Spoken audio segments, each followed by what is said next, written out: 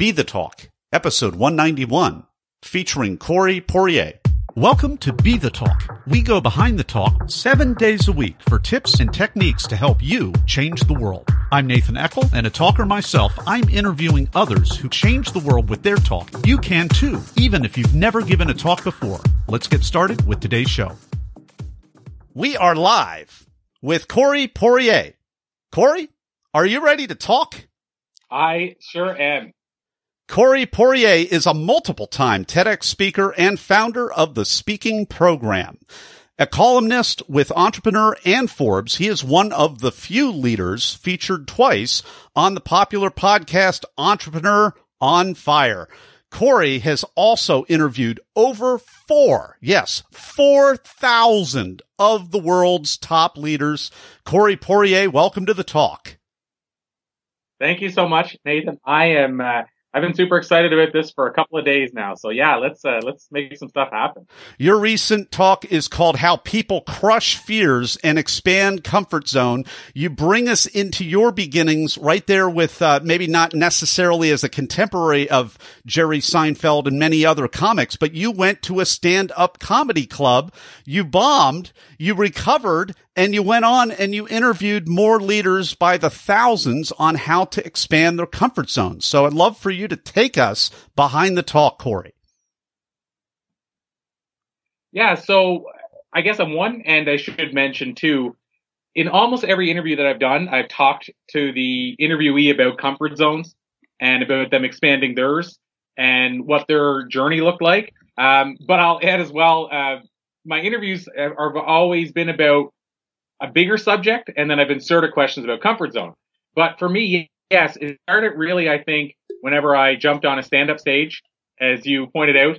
And I jumped on the stand-up stage for the first time, and I had no business being on a stand-up stage. I was terrified of the idea of performing stand-up or speaking in public, and I proceeded to tell my first two jokes and bombed horribly.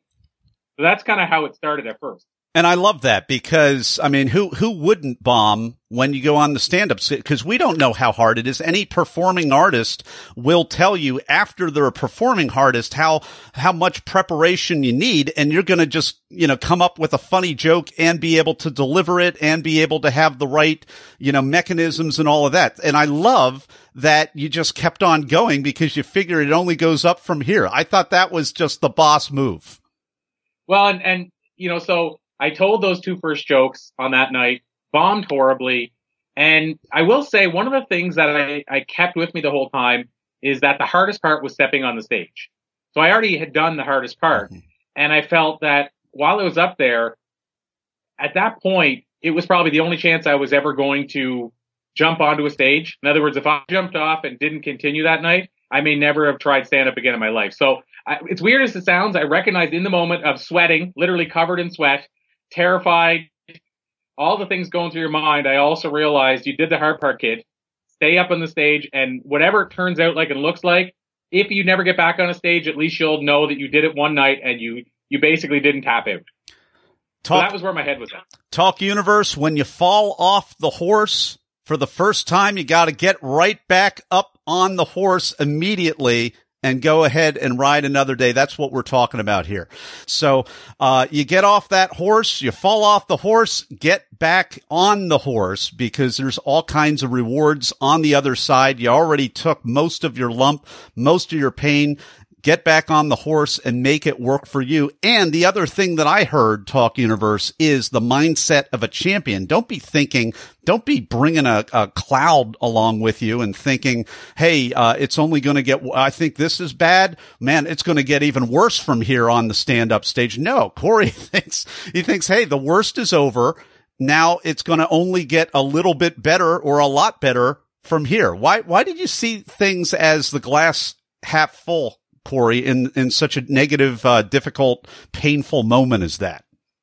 Well, the funny thing is, I've been asked this question a lot, and I'd love to have some sexy answer, Nathan, like saying that, you know what, at the end of the day, I'd love to say that it was all about, I was in that mind space at the time. I had these great mentors that got me there and all these kind of things.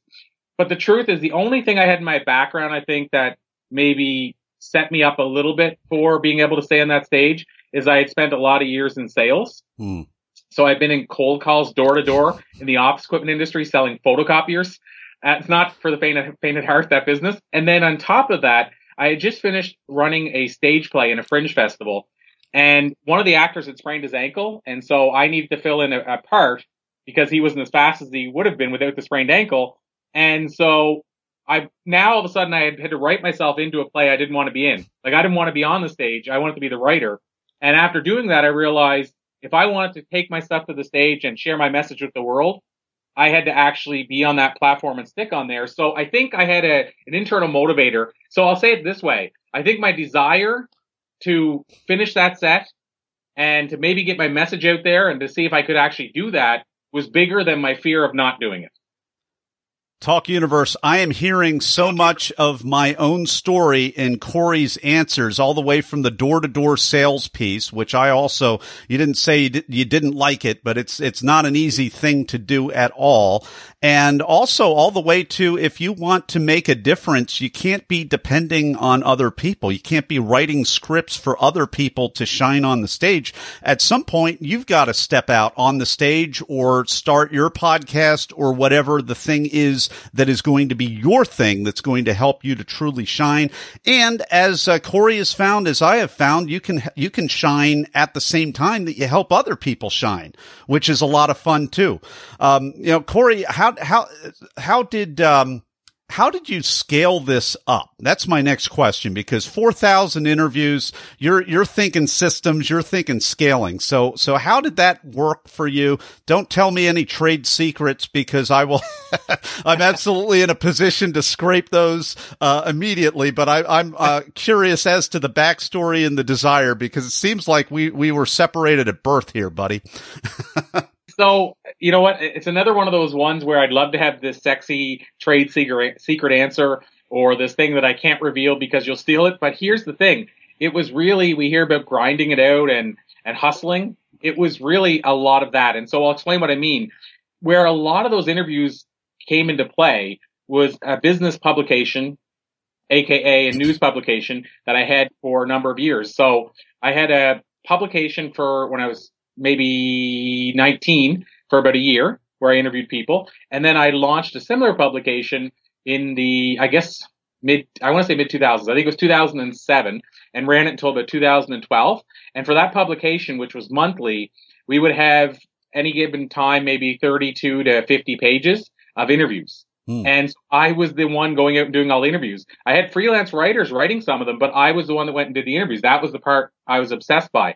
So when you start crunching the numbers and you start to realize that this person's interviewing 80 to 100 people a month, every month for 6 years, you start to see where those interviews add up quickly over 6 years. I guess 6 years isn't really that quickly, but that plus the year of doing the interviews early on. And then I had a book series, 5 books that came out. In each one of those, I did 100 interviews roughly for them. So a lot of these interviews were before my show. And so a lot of times when people bring me on, they're like, wow, you've done, 4,005, like now it's getting close to 5, but 4,000 interviews, through your show. That's amazing. And then I always correct it, because I don't want somebody to think, this guy's been doing daily show for whatever amount of years. But yeah, I'd say with the show itself, without going back and actually separating the two, I'd say it's probably closer to 1,000, not 4,000. But the 4,000 interviews have been done over the years. And like I say, a lot of it was through that publication. Powerful stuff. I feel like I'm getting an inside treat here, folks, because I really am. We're talking with Corey Poirier. His talk is called How People Crush Fears and Expand Comfort Zone. That's just one of several TEDx talks that he has given. And we're going to be back with Corey Poirier in just a moment for the Blitz Round. People ask, how could I start a 7-day-a-week podcast? It's because of what I've learned from my mentors. Some of the best mentors in history aren't around anymore. They've left hours of one-on-one mentoring behind in their books. Each month at Classics on Tap, I record a new chapter from a classic business book to help you make a difference. Download your first chapter at classicsontap.com. And we're back with the Blitz Round with Corey Poirier. I'm about to ask Corey a series of either-or questions related to the preparation and performance of his recent talks. Corey, are you ready? I have, absolutely. First question. Were you selected to speak or did you apply? And you can answer for this one or you can answer collectively. I've had both happen. So I've had one where somebody reached out to me and said, we really want you to apply. I've had one where I was nominated. I've had one where I nominated myself or whatever or applied. So I've had each experience. So, and I should have asked this already because I don't really know. Have you given 2 branded TEDx talks or 3 or how many have you done? I've done 3. 3. Okay. Well, great. Okay. Next question. Are you a memorizer, an improviser, or a blender? I would say more so an improviser. But I feel that you have to know it. I always say this, you have to build it. You have to be able to build it before you can destroy it. Mm-hmm. So I think you have to know it well enough that then you can go off script. For sure. And, I mean, after stand up, anything's easy, but for these talks, do you still have nerves or are you in the zone or neither or both? So I'm going to go with more the nerve thing. We had a gentleman on our show, Richard St. John. His TED talk is 8 to be Great. It was delivered back in the old school, only main, when it was only the main TED conference. And he talks about how the clicker didn't work, so he just threw it to the side. And you can watch his talk. It's been viewed, I think, with all the views combined, close to 15 million times. And it's him pushing on a keyboard screen. And he was saying, that's how old school this was. It was before the big prestige of the event.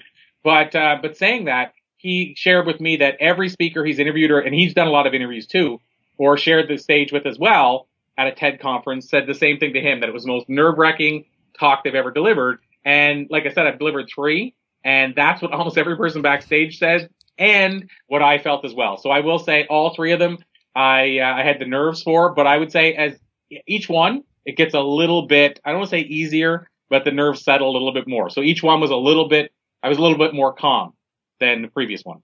What's a tip, a technique, or a tool that helps you? I would say for me, the big one is storytelling. So when I say that, what I'm driving at is know your story. If you know the story, and I say the story could be the 5-minute talk or a 15, or it could be parts of your talk. Maybe you have 3 stories. But if you know the story well enough, then you're going to stay to time, and you're going to do your pause as well. To me, it's a matter of if you know the story, it's a lot easier to remember. What's a unexpected, strange, or just plain weird thing that happened during or right before any of your talks? Wow. So I would say probably if I go with maybe I'll call it strange, but one of them, they hooked up the mic on me and they had this big wire. I mean, and by the way, for people listening and wanting to know which one, if you go to my TEDx talk about what would you tell your younger self, you can see what I'm talking about, just so people see the visual. But basically, they put up a wire from the mic and it comes out from behind, and it's like basically this thin wire, but you can see it enough, and it's like going way back out, like a hunchback almost behind me, and they sent me out like that. And so my whole talk's like that. The negative of that is you can hear a few static things in the video because of it. But that was unusual to actually have this big hump coming out behind me. Interesting visuals for sure. We've been enjoying the Blitz round with Corey Poirier. His talk has been titled "How People Crush Their Fears and Expand Comfort Zones." And you can either type that into YouTube and find it that way, or you can go to our show notes page at BeTheTalk.com. We will have a link that you can click right there and watch, as well as a link to be able to connect with Corey at ThatSpeakerGuy.com, thatspeakerguy.com. And in a moment, we're going to be right back with Corey Poirier's final word of advice. Everyone wants to change the world, but not everyone knows the first step. Before you can change the world with your talk, it has to be selected. So grab the templates, timelines, and tools that I use to get my talk selected at BeTheTalk.com. And we're back with the final word of advice from Corey Poirier to us in Talk Universe. Final word of advice from me, I have to say that, and this is in general, Nathan, but for a person, whether they're delivering a TEDx talk, whether you're delivering a talk, whether it's to do with your life in general, live on purpose. And so what I mean by that is that, your TEDx talk should be about something that's purposeful to you, something you're passionate about. It should be something that you feel inside your core, because I believe everything you do, the stories you tell, everything you do is going to come through if you seem to actually feel this inside your bones. And I think that's going to happen most often when you're living on purpose in general in life and when you're delivering with passion. So the big takeaway is live on purpose. Corey Poirier, thanks so much for taking some time out to share your takeaways and wisdom with Talk Universe today. It's been my absolute pleasure, Nathan. Thank you for all the work you're doing. Thanks for listening to Be The Talk. For tips and resources to help you change the world, go to BeTheTalk.com. See you tomorrow.